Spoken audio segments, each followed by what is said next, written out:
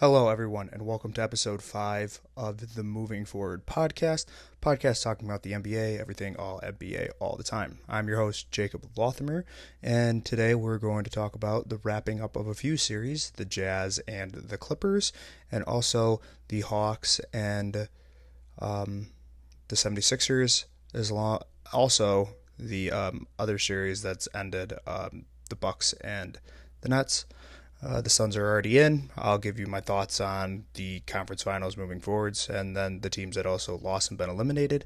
So this should be a shorter episode. Also, I think the issues with Apple Podcasts might be fixed now, but if not, you listen on Spotify, the Moving Forward podcast. You can watch on YouTube. Loth11 is the channel name. Subscribe.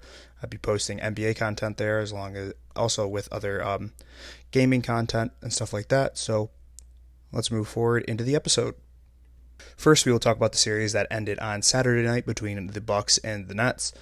Really impressed by the Nets and how resilient they were. This was a big Chris Middleton game. He really showed how clutch he was down the stretch, along with Giannis Antetokounmpo. He had a really, really good game, but I think it just comes down mostly to the fact that Kevin Durant was basically carrying this team by the end of the season, and for a team that we all thought probably was really overpowered with Kyrie, James Harden, and Kevin Durant, they ended up not being that at all because of Kyrie's injury and James Harden only probably being, I'd say, 40%. He could look like he could barely run at times. So, no, my hat's off to Kevin Durant, who I think is probably the best player in the NBA right now. He played really, really great. But this was the Bucks series to lose. They won it, especially after all those injuries, and I was super impressed by the Milwaukee Bucks, and I'm really excited to see them in the next round. If I'm the Nets, I'm just trying to run it back with this exact same team. Really impressed. Maybe try to find a center that is usable. But if you can get guys like Blake Griffin and Jeff Green to come back on these really cheap deals, then I think you're looking really good. They're obviously going to lose Spencer Dinwiddie in free agency. That's not a question. They can't afford to pay him the amount of money that he's going to want to be paid, which is upward of $20 million. So I think the Spencer Dinwiddie time is over, but they have enough guards anyway, and I think they can put together enough veteran minimum and then deadline guys next year to be able to be a competitive team. Their big three will be back and probably healthy, so their team will be fine. The Bucks, I think the Bucks are the clear favorite to make the NBA Finals after the Hawks beat the 76ers in Game 7. I'll talk about that next, but I'm really looking forward to see what this Bucks team can do. I think the Hawks and the Bucks is an interesting matchup. I didn't think this is what I'd be seeing in the Eastern Conference Finals, but obviously it is. So I think Giannis has to continue to do Giannis things the way he finally figured out. Maybe, hey, don't shoot the ball as much, especially those 15-footers that he really struggles with, unless it's really, really open, and really press the issue and be dominant the way that you can be dominant. So I'm looking forward to seeing that. Moving over to the Hawks and the 76ers. This 76ers teams, man, something has to change. Ben Simmons' time in Philadelphia might be coming to an end. I think for what he gives you defensively, I think he could be one of the all-time great defensive players, but offensively it's so bad. He took, I think, 4 shots total in the fourth quarter of all 7 games. I know it was 3 after Game 6. I'm trying to think about how many it was in Game 7, but Ben Simmons passing up that dunk, a lot of people are calling him out after the games. He seems kind of isolated from the team at this point. I don't think that's good things moving forward for them. I think Ben Simmons is probably going to call it a wraps here. They're going to try to trade him for whatever they can. When your point guard can't shoot the ball, it's really tough. But what he gives you defensively and the way he can pass the ball and rebound, I think is really, really good.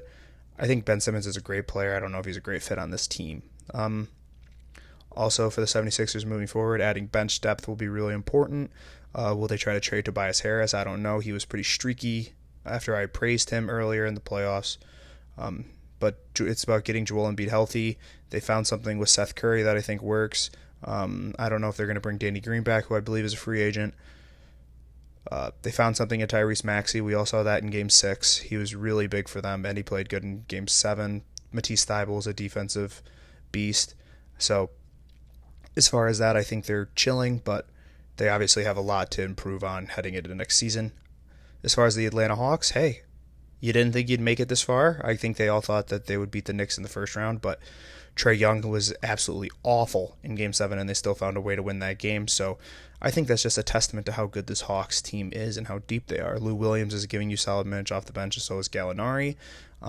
It's not going to be as easy against the Bucks, especially with no DeAndre Hunter, who I think could be really big against guarding a Giannis or a Chris Middleton. But we'll see.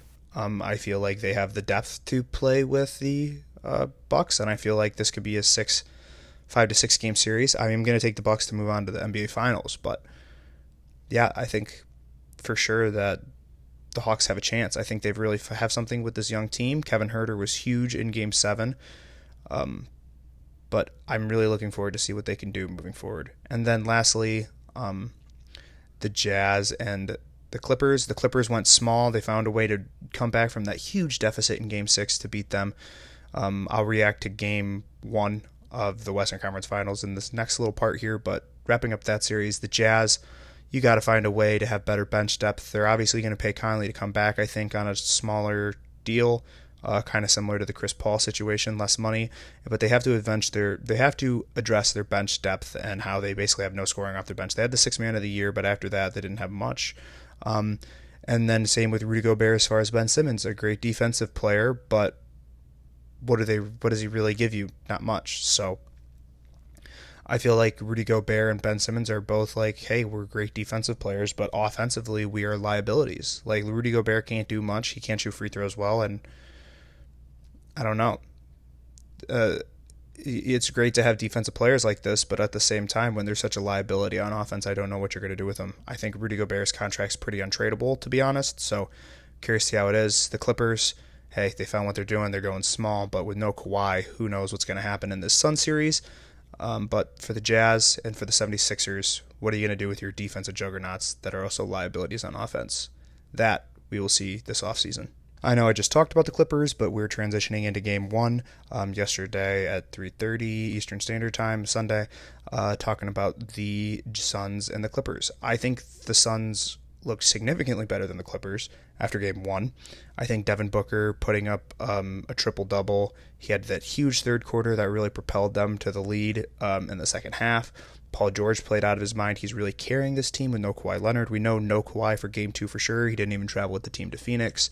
But we're not sure about Chris Paul. I'm pretty sure he'll remain in COVID protocols. They'll hope to have him back when they head to LA for Games 3 and 4.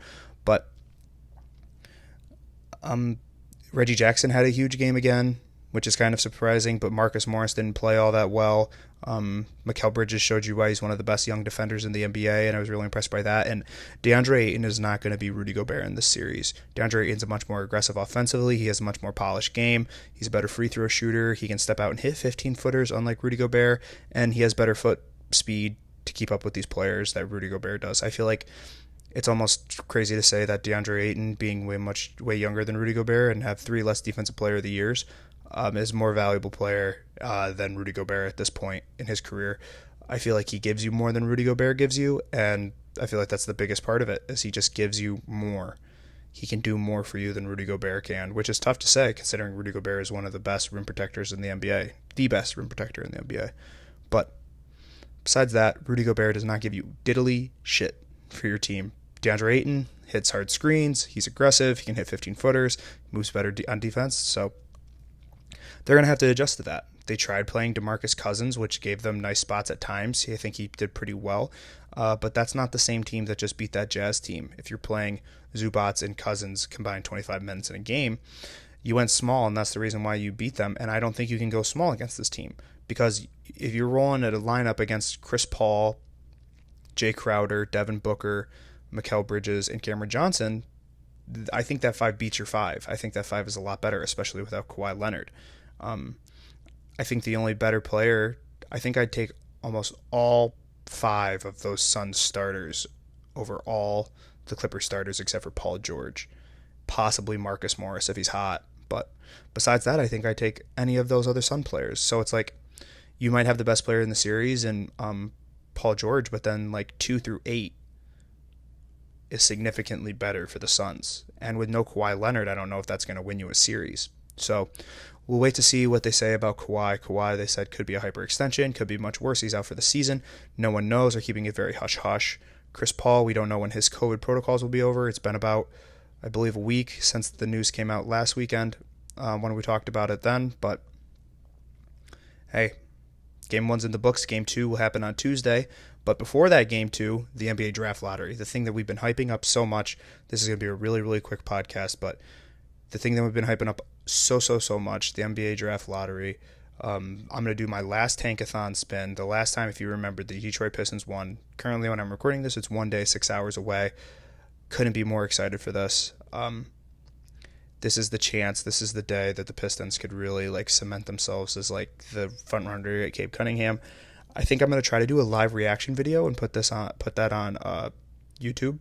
So we'll see how that goes. So if you want to see my live reaction to the NBA Draft Lottery, make sure to subscribe to Loth11 on YouTube. One last spin. And it's won by Cleveland. Cleveland, I don't think, would take Cade Cunningham unless they're finally going to say that they're going to move on from Sexton. Houston stays at 2, so they get to keep their pick. They could take anybody.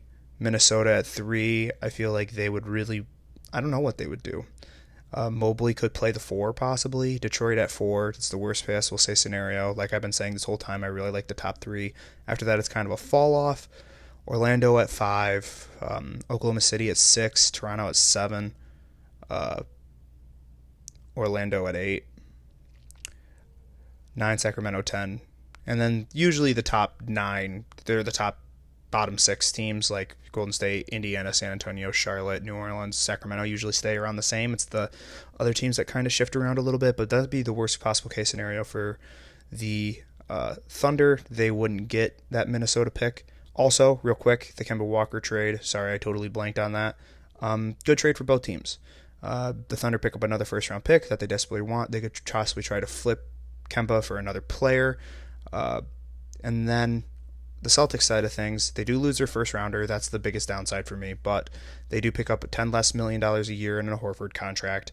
And Moses Brown, who's a very capable young center. So I'm very impressed by that. I think it could be a win-win for both teams. I think a lot depends on how healthy Kemba is and how healthy Horford is. I think they both might be kind of washed a little bit. But as far as my gambling picks for the Suns and Clippers game, it's too far away to tell. Currently, the line is at 6. I don't feel comfortable with that. If I'm betting on the Suns, I'll have to wait to see the over-under. I'm pretty sure the first game went over. But I will let you guys know that on my TikTok, which is the Loth. You can follow me on TikTok. I post my gambling picks and stuff like that. So thank you for listening to the episode. I really appreciate you guys. Let me know if there's any problems with this on Apple Podcast. It should finally be figured out. So we'll see you then. Thank you.